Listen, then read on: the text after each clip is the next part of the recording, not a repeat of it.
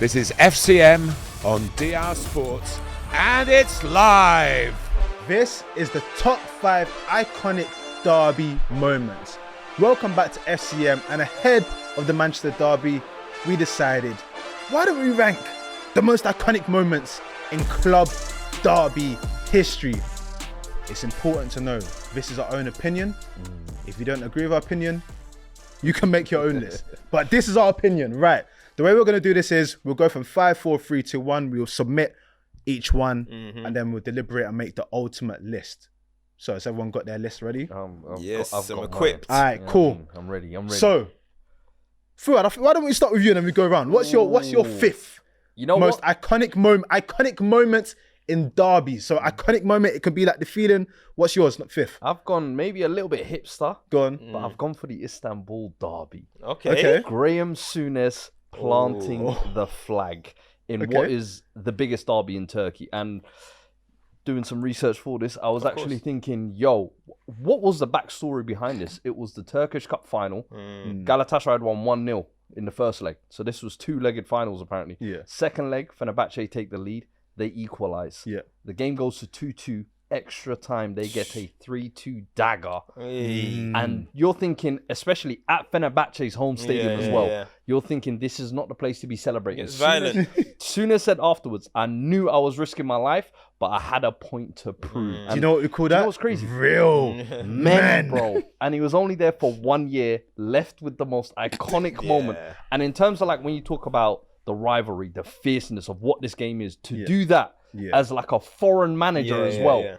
That is, for me, one of the all-timer moments that I've seen. Has anybody spoke to him about that, though? Has anybody, like, since, he's been on Sky, all this To be fair, I'm sure they have. Anyone I'm asked sure him? they have. He's probably gone into it But an in-depth conversation, though. I ain't seen it. But that deserves a short film. The quote that I saw was he knew he was risking his life, but he still wanted to do that with a point. And that was like him fresh off, getting into management, still had the Tash them days. And I was like, he still had brown hair. You know what I mean? Jerry curls, before he saw Pogba. So fifth, you're going Souness and the iconic flag incident. Cam, what are you going for? Okay, so like you, I went a bit hipster. I didn't want to go for the biggest, not necessarily the biggest, but I went for something that sticks in my mind. And I've actually gone the second city derby. Do you know what the second city derby is? Yes, I do. I like that you've gone this year. That's the Midland derby. Yeah. I've gone when the Birmingham fan ran on the pitch and punched Jack Grealish in his face. Punched Jack Grealish in his face.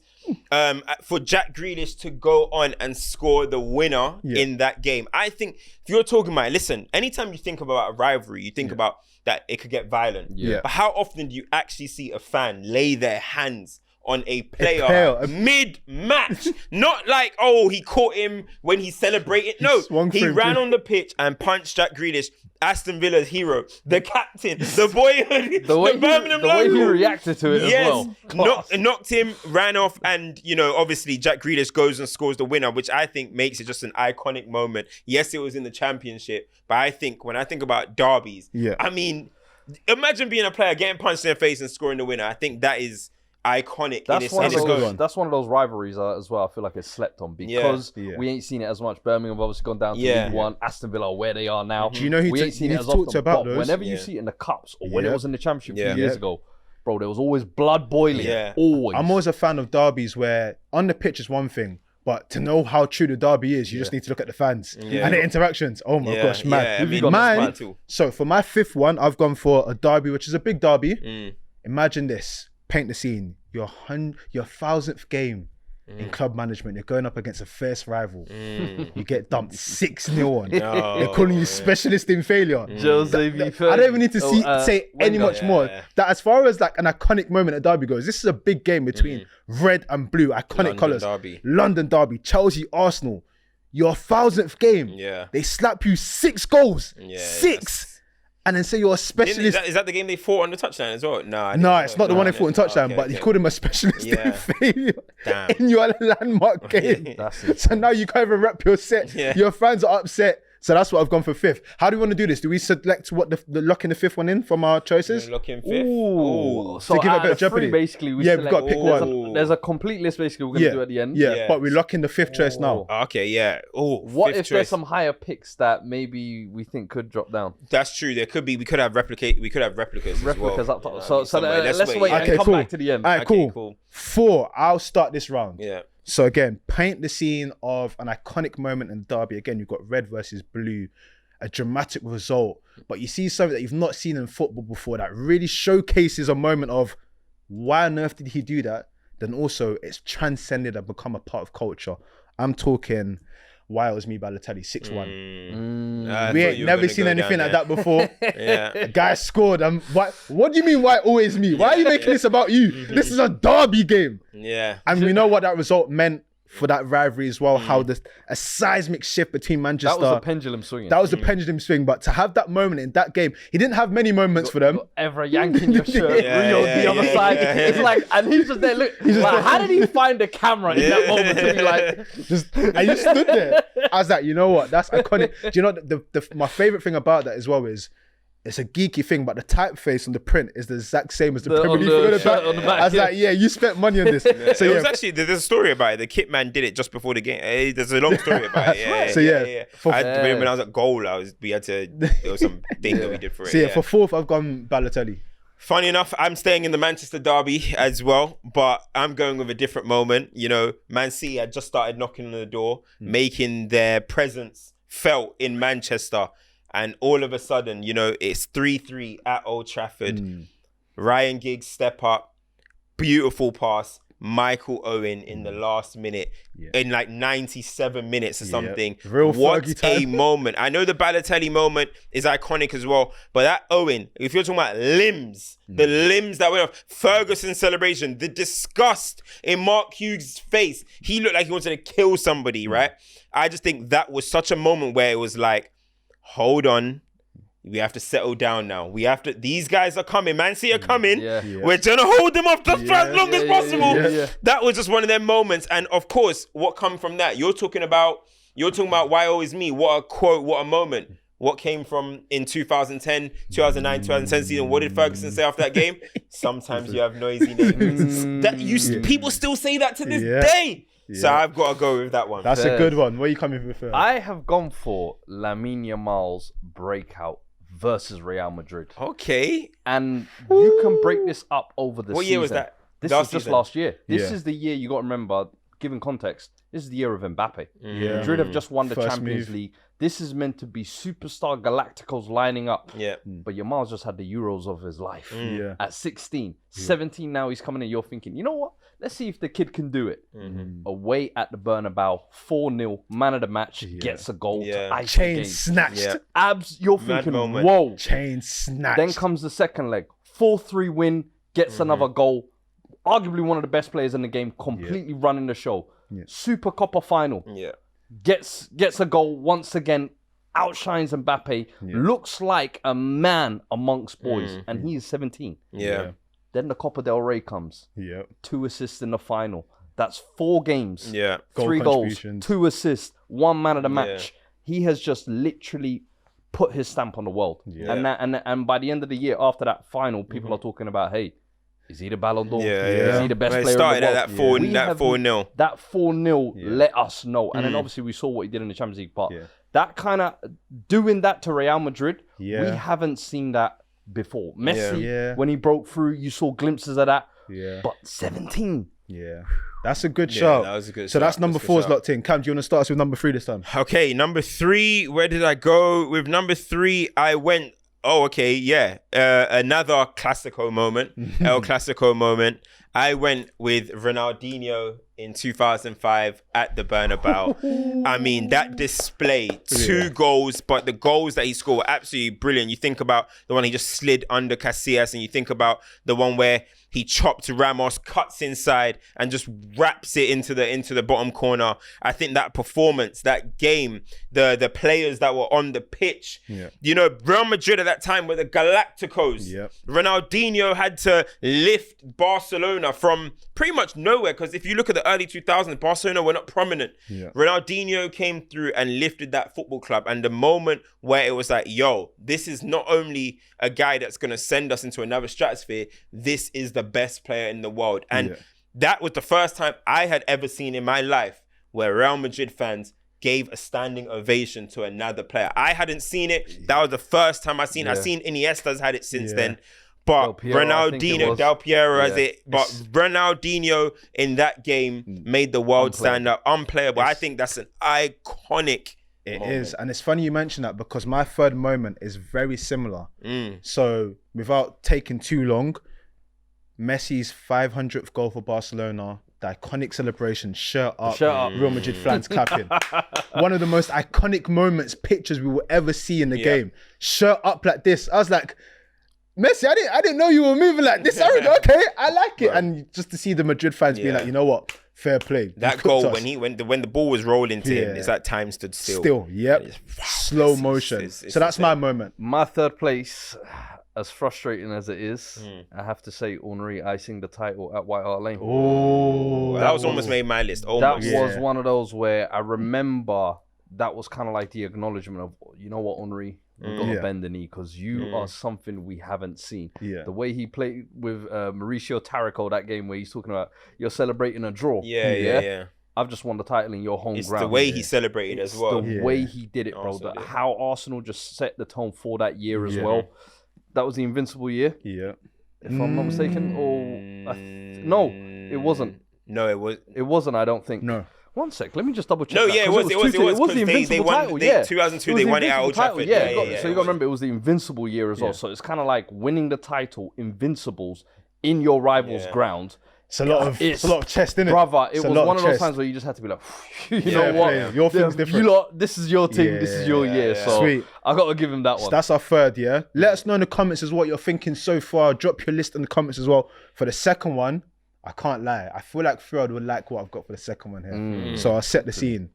Champions League final against your bitter rivals. You're losing 1-0. If you win this Champions League, you make history. Up steps one of the greatest centre-backs in football history, who's an adopted Madrista. Sergio Ramos scores the header. We know what happens after an extra time. Madrid go and beat Atletico, and La Decima is delivered. That header is one of the most iconic moments we have seen in football. What? Against your bitter rivals? Champions League final. Madness. That is the guy that epitomizes your team to score in extra time header. We're reading from the same script right now because that's my number 2. Is that number 2? Green line chemistry. That's my number 1. That's my number 1. Okay. That's my number 1. Bro, that's my number 1, man. I mean, bro, guys, like, that's the embodiment. A Champions League final between neighbours. That's never happened. Neighbours. The game I just said, Owen, was a Manchester derby in a Premier League game. Yours in a Premier League game. Chelsea, this is neighbours in a Champions League final. And Madrid, the underdogs, are about to win their first ever one. And this Galactico just won the title as well. Just does that. Nah, man. And the tears of the Atletico, bro, the minute that goal that scored, they should have just blew for full time and gave Madrid the trophy because them man did not want to go to extra time. It was so destroying. Everybody ate. It was so destroying. I think that's the greatest moment I've seen in a derby. Do you know what I feel like as well? That goal set the tone for what came the next 4 or 5 Champions League titles. Everyone was with them. Was always like the one that was getting away from them. They got so many quarterfinal exits, semi-final exits, and it was like, you know what? The penny drop. We need to remind everyone who we are. But that's why we're hero. That's a hero. He wasn't the captain. He wasn't the captain at that point. Right? Obviously, Casillas was there, but he was the spirit. He was the spirit. That is a hero moment. That was the reason why he got it. Like for me, that's what you. That's your number 1. So that was your second as well. So what was your second? What was your number 2? So my number 2. This is a bit of a history lesson. I feel like your number 2 is going to be my number 1. No, it's not. I know, bro. Okay. Mine's international. Oh, international. Okay. Egypt v Algeria. 2009. I already you know who I live He has sat down with him and said, not even on this occasion, but he's told me this story before. So I've done a bit of research again. Egypt v Algeria 2009. Algeria have already qualified for the World Cup. Egypt need to win 3-0 to go automatic or win 2-0 to go to the playoffs, right? So they before the game, Algeria's team bus attacked. Before they even got on there, 3 players injured. Damn. Yeah, 3 players injured. Team bus attacked. Yeah. Stones were being thrown. The Egyptian fans battered them. Right. Egypt accused. This was when they entered into Cairo. Sorry, Egypt accused Algeria of lying, of saying stones are thrown, but now they're milking it because they don't want to play the game in Cairo. So now there's politics going on. All Algerian FA, Egyptian FA, it's all going off. It's like mental, right? Fans are fighting. Right. There's so many injuries. Blood is being drawn. Like genuinely, blood is being drawn between the fans. People are fighting and stuff. Get onto the pitch, right? Get to the game going on. Game kicks off now. Egypt go 1-0 up. Yeah, 1-0 up. Algeria already through, remember. Egypt go 1-0 up. Their qualification, they need to get 2. Remember I told you, 2-0 for playoffs, 3-0 to go through. 95th minute, Amir Zaki scores. Hi, Wigan legend. 2-0. The limbs. Guys, go and watch it. I've been to Egypt to watch football before. I can imagine it was insane. Go and watch it. Those are real football. The manager was running on the pitch. All the staff on the stadium. I'm watching it on YouTube. I'm dropping my phone. The energy, the limbs, right? So now the story's not finished. They go 2-0 up. They win. Don't tell me they score. But no, they win. But because now they're in the playoffs. They have the exact same points as Algeria, 13-13. But Algeria, I think, had a slightly better head-to-head. But the FA decide they have to play a playoff game against each other, a one-off playoff game against each other in another location, and Algeria won. And 1-0 and went to the World Cup. But all those limbs on that. But even then, even for the second game, there was violence again.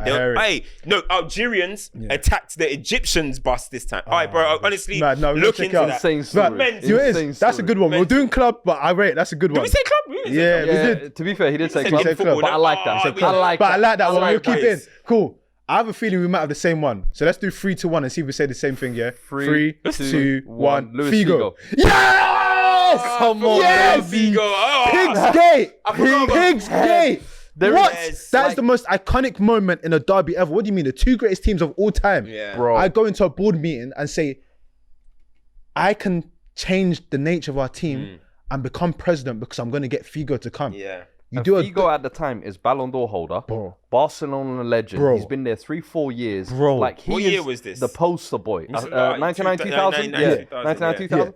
And he does not want to leave. And he doesn't want to leave. So he's of the mindset that I'm a Barcelona player. I love it here. Me, Luis Enrique, Pep, we got a nice little thing going. You know what I mean? Florentino does the big, big boss. Boss calls. I can make things happen. I can make things happen. And this ain't, we go on to learn later in history, this ain't the first time he does this. He says, Figo, that's going to be my poster boy. You see Barcelona, our arch rivals. I'm going to sign their poster boy. He signs him. And do you know the worst thing is the pig's head doesn't even happen on the first return. No, it doesn't. It happens on the second return. When it's like, you're thinking, the first one, they forgot about it. Bad. They forgot about it. They couldn't wait for the second one. The names they were calling him, I don't even think we can repeat it. We can't. Because we don't want this video demonetized. But pennies, bottles. And the pig's head. Shoes, and then the pig's, it's one of those things you hear, but you don't actually think happened. How do you get into the stadium? How do you get a pig's head? Past security. Please explain to me, because even in the 90s, the same thing was something that you're just walking around, pig's head in your bag. What's going on? Insane. But it just goes to encapsulate for me the explosiveness of that rivalry, the fierceness of that rivalry, and then it's the most audacious move ever as well. 100%. It's the most controversial move ever. But what was so ironic was he went to Real Madrid, and it was like he didn't really deliver in that kind of Galacticos way, the way that they expected to. So it's like, do Barcelona kind of feel vindicated in that, or it's still a bitter point? To be fair though, the reason why it's still iconic is because he mentioned for Perez, he fulfilled his mission, and it was the foundation of what would then become Galacticos. So as far as history goes in terms of that derby, wow, the first one, then it was Zidane. It's for that foundation. Right, we've got a lot of moments in there. I like your Souness shout. The Souness one I feel like is... It's just a real derby atmosphere. It's not it's not the biggest game in the world, but I think that derby is almost as far as a little bit like the Boca River derby. You see the atmospheres in those games, and you're just like, wow. I don't even know if I one of Boca River. I had an honourable mention for them. A friendly game, 5 red cards, 14 fouls. One guy headbutted. That sounds like that kind of fix, bro. Go check it. I need to go check into that one. A friendly that they had to move to another. They had to move it to Madrid, I think. Something mad like that. Because you can't do Argentina. They're just gonna flog the stadium. So at 5th we go Graham Souness. Fourth, I liked your Owen shout. Yeah, I think noisy neighbours. The fact that noisy neighbours stemmed from that moment. And the game, by the way, was so iconic competitive. It was so good. In fact, it's like it's a former Liverpool great. Yeah, he has no business here. Everything. I think. What was your 4th place again? Mine was Yamal's breakout. The thing about Yamal's, I think it was a spread over game. I think it's history will look well upon it. It feels like it's too soon. Why always me? I feel like it's almost like Is why always me more iconic than Noisy Neighbours? Yeah, in my opinion, yeah. The reason why also I feel like Noisy Neighbours still gets said right now. It's the quote Noisy Neighbours, but it's the imagery that goes along with how audacious it is as well. Man just stood there. I mean, 6-1's a mad match, but we're also thinking about 97th minute goal, 96th minute goal. That's why I'm at Owen. You see, you saying it, but actually kind of refreshed my memory. I'll be honest with you. Whereas your one, it's like I can vividly recall that, like goal by goal. I'm like, go to when, like, if you listen to the commentary, and like, oh man, I'm leaning towards the Balotelli. I'll be honest. You're going Balo? Yeah, I'm going to Owen, obviously, innit? Let's get some mandem in here. Let's luck in Balo. Big up Balo. Okay, so we go 4th Balo, 3rd. What was your? So I said Messi's celebration. You said Ronaldinho. To be fair, the reason why I like your Ronaldinho one is because you don't get the Messi moment without the Ronaldinho. If you know what I mean? What about Invincibles clinching the title in their neighbours? Yeah. The only thing you can say, we weren't the club, and they didn't win the match. I think that takes a little bit of. It takes a bit of shine. You know what I mean? Winning, I think at Old Trafford. You know, they won at Old Trafford. You know what I mean? They went to Old Trafford and won the game. Yeah. In 2002, I think it's nicer, low key. Even though, obviously, and yours was Ronaldinho, the standing ovation. So Ronaldinho, standing ovation was Bernabeu because that was the first of like the deep. It was the blueprint. Yeah, getting praised like that. And Del Piero's like a foreign player. Yeah, you know what I mean? You can. Well done, Italian man. Yeah. But Ronaldinho. Yeah, and they did what we all did. That era, we just loved Ronaldinho. Everyone loved him, even the rivals, man. Hard to hate, man. I think the reason why that's better than the Messi one as well is because Messi has so many iconic moments that it's like it's one of a few, but Ronaldinho, it's the blueprint. So cool, Ronaldinho. 2, you've got to lock in. You guys both went the same for 2. Yeah. 2, that's got to be a lock in. That Ramos moment. Yeah. And then 1, Figo. Like, do you know what's weird? I'm telling you guys. I was even thinking. I can't lie. I was thinking of swapping the 2 even because, like, when you think about it. The Figo one is more controversial because it's a transfer move. I understand the kind of magnitude and the aftermath of it. But Ramos's one is like a moment you can definitively one specific change moment. Something. The ripple effect of that. The fact that, as you said, you don't get local rivalries in a Champions League final. So We've been trying to get that. UEFA been trying to fix El Clasico final for how many? It ain't worked. Someone's always stopped it. So the fact that you got it and it was dying minutes, like. It's clutch moment. Yeah, I'm going Ramos number 1. I can't lie. Figo number 2. So our list is 5th, Graham Souness in the Istanbul derby. Yes. 4th, we are going for Why Always Me, Balotelli in the Manchester derby. 3rd, we're going Ronaldinho being held up by the Madrid fans in the Clasico. 2, we're going with Pig's Head Gate in the Clasico. Number 1, we're going for the Madrid derby. Ramos changing. Ramos are in 3 at least. But they're only really winning in 1. Listen, let us know your thoughts. Like, share, and subscribe, and we will be back soon.